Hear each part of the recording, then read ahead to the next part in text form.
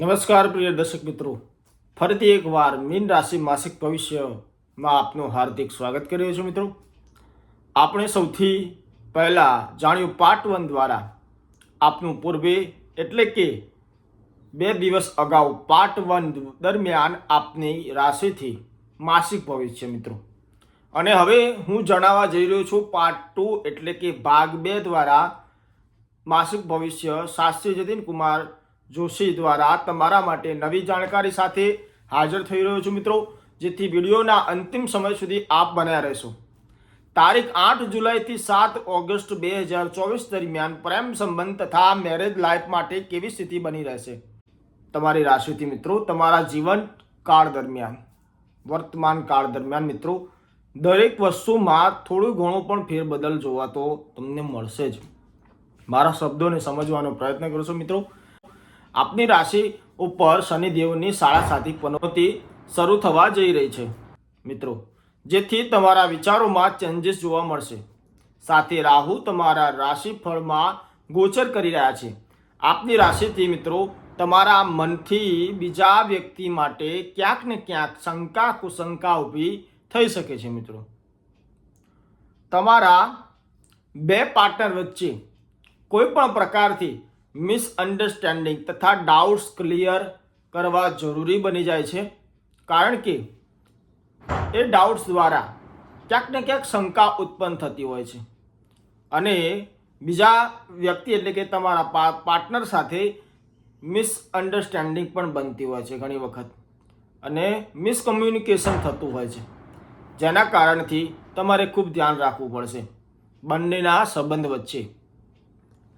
આ બધા કારણોથી મિત્રો માનસિક રીતે ક્યાંક ને ક્યાંક ગ્રહો આપને ડિપ્રેશન તમને આપી રહ્યા છે. ગ્રહો દ્વારા ડિપ્રેશન પ્રાપ્ત થઈ રહ્યું છે, પણ આ આપણા કર્મો અનુસાર છે મિત્રો. તમે જેવા કર્મ કરો છો તેવી જ રીતે ગ્રહોની સ્થિતિ બનતી હોય છે હંમેશા આપના રાશિ ભવિષ્ય પ્રમાણે અને ચંદ્રકુંડલી પ્રમાણે મિત્રો. આ મહિના દરમિયાન વધારે ધ્યાન તમારે રાખવું એટલા માટે જરૂર છે, ખાસ કરીને કે મિત્રો એવો સમય આપનો બની રહ્યો છે આપની રાશિથી 21 જુલાઈથી લઈને 7 ઓગસ્ટ દરમિયાન આ ટાઈમ પિરિયડ છે એવો બની રહ્યો છે કે આનાથી જ્યારે તમારા પાર્ટનર સાથેનો સંબંધ રિલેશન દરમિયાન નવી નવી પ્રોબ્લેમોનો સામનો તમારે ફેસ કરવો જરૂરી બની જાય છે મિત્રો. અને આ જ સમય દરમિયાન તમારે વધારે ધ્યાન રાખવું જરૂરી બની જાય છે, કારણ કે મંગળ ગ્રહ તમારી રાશિથી મિત્રો નીચ સ્થાનમાં ટ્રાન્સફર કરી રહ્યા છે. તમારા વિચારોને શું કરે છે મિત્રો? તમારી રાશિથી નીચ સ્થાનમાં ટ્રાન્સફર થઈને 5મા સ્થાનમાં જઈ રહ્યા છે, જેથી સામેવાળી વ્યક્તિને તમારા પાર્ટનર સાથે તમે મિત્રો કોઈ પણ પ્રકારની ચર્ચા કરી રહ્યા હોય ત્યારે ખૂબ ધ્યાન રાખવું પડશે.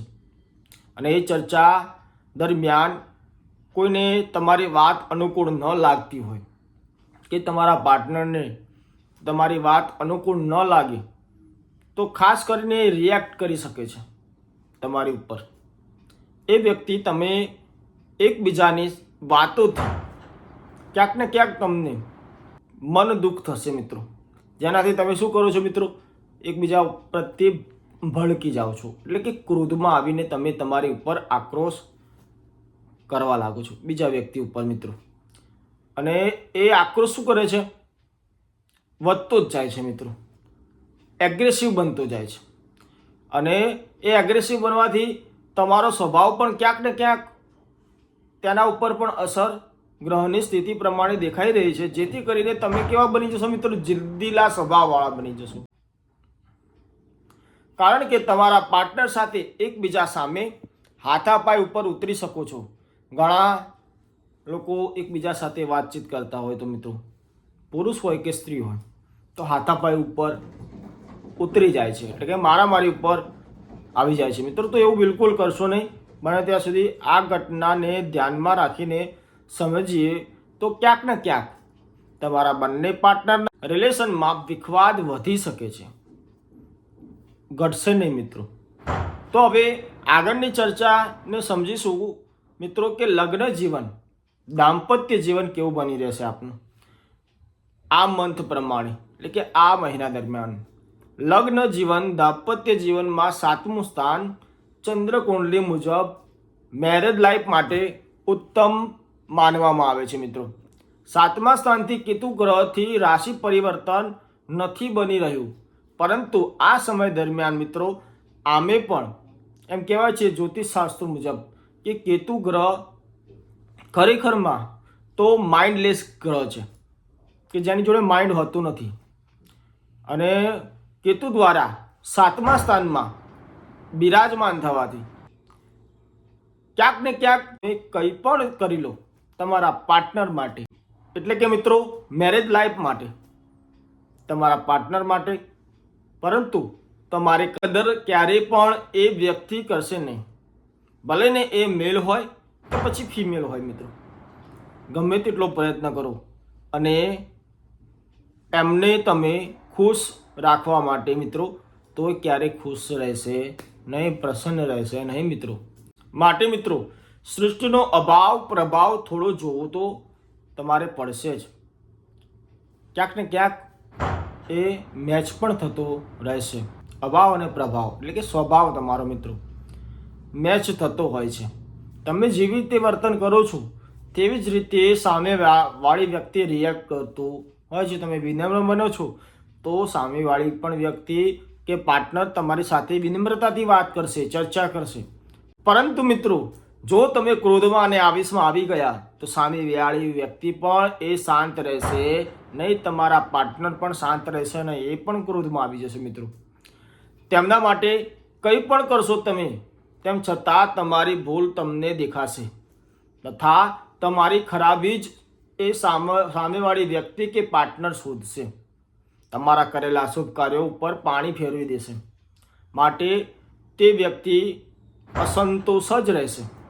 ગમે તેટલું કરી લો તમે, તમારી પત્ની હોય કે કોઈ પણ અન્ય વ્યક્તિ હોય.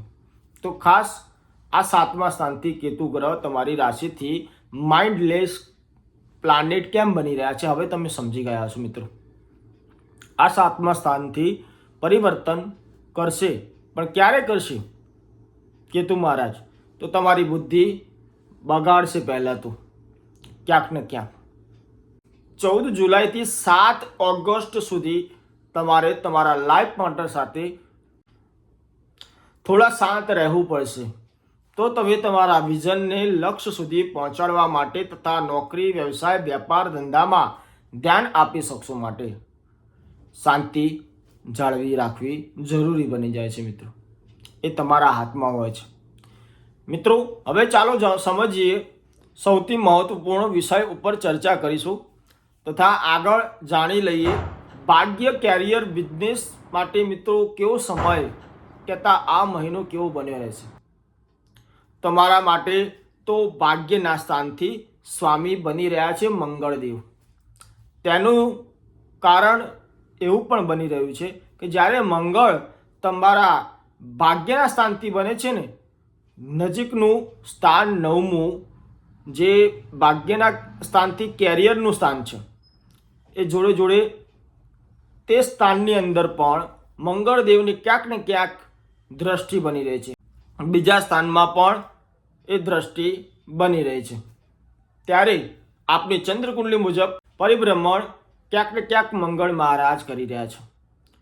13 જુલાઈથી 27 ઓગસ્ટ સુધી તમારી ચંદ્ર રાશિથી 3જા સ્થાનમાં પ્રવેશ કરશે મિત્રો. જ્યારે 13 જુલાઈથી 27 ઓગસ્ટ દરમિયાન જે સમય બની રહ્યો છે એ તમારા ભાગ્યને લઈને બની રહ્યો છે મિત્રો. અને એ એટલા માટે બની રહ્યો છે કે વધારે સારો સમય આ માસ દરમિયાન બિલકુલ દેખાતો નથી મિત્રો. 3જા સ્થાનથી કરિયર બનાવવા માટે શુભ સ્થાન માનવામાં આવે છે, પરંતુ ખરેખરમાં તમને જણાવી રહ્યો છું મિત્રો, વધારે આશા ક્યારેય કોઈની જોડે રાખશો નહીં. તમારી પાસે જે કોઈ પણ વ્યક્તિ છે કે જેના ભરોસે તમે બેઠા છો તેની પાસે કે તેની સાથે મિત્રો કોઈ પણ પ્રકારની આશા તમે રાખશો નહીં તો સારું રહેશે. સંતોષ બનાવી રાખજો. જે મળ્યું છે એનાથી તમે ખુશ રહો, પ્રસન્ન રહો મિત્રો. તમારી ક્યાંક ને ક્યાંક એવી જીદ હોય એને પ્રાપ્ત કરવા માટેની, તો 13 જુલાઈ પહેલાં કોઈ પણ ઈચ્છા હોય તમારી, ધંધો હોય, રોજગાર હોય, કેરિયર હોય કે ભાગ્ય હોય, તો 13 જુલાઈ પહેલાં તમે કોઈ પણ બિઝનેસ સ્ટાર્ટ કરવા માગતા હોય તો 13 જુલાઈ પહેલાં તમારે એ બિઝનેસ સ્ટાર્ટ કરી દેવો જોઈએ, એટલે ચાલુ કરી દેવો જોઈએ મિત્રો. અને 27 ઓગસ્ટ પછી તમારું ભાગ્ય શુભ બની રહ્યું છે. એટલે કે મિત્રો તમે કોઈ પણ નવા કામની શરૂઆત કરી રહ્યા હોય અથવા કોઈ ધાર્મિક કાર્ય કરવાની ઈચ્છા વ્યક્ત કરવા જઈ રહ્યા હોય તો શુભ રહેશે મિત્રો.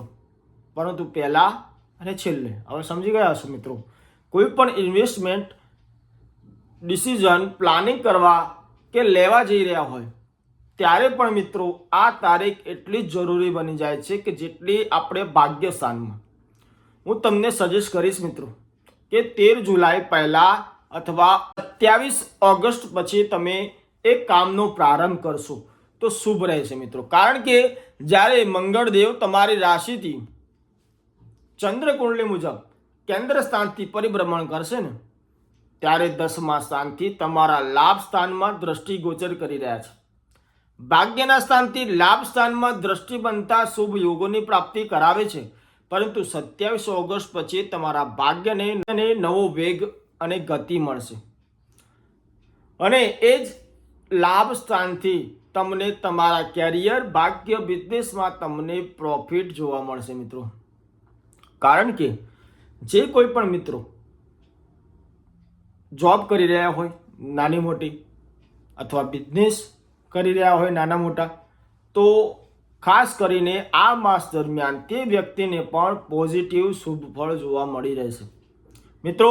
હવે જે લોકો પોતાના અભ્યાસ સ્થાનથી લઈને કંઈક લક્ષ્ય બનાવીને પોતાનું કેરિયરની પ્રાપ્તિ માટે પ્રયત્નશીલ બની રહ્યા છે તેવા વ્યક્તિને નિખારવા માટેનો આ સમય નજીકમાં બનવા જઈ રહ્યો છે, એટલે શુભ ફળ આપવા જઈ રહ્યો છે મિત્રો.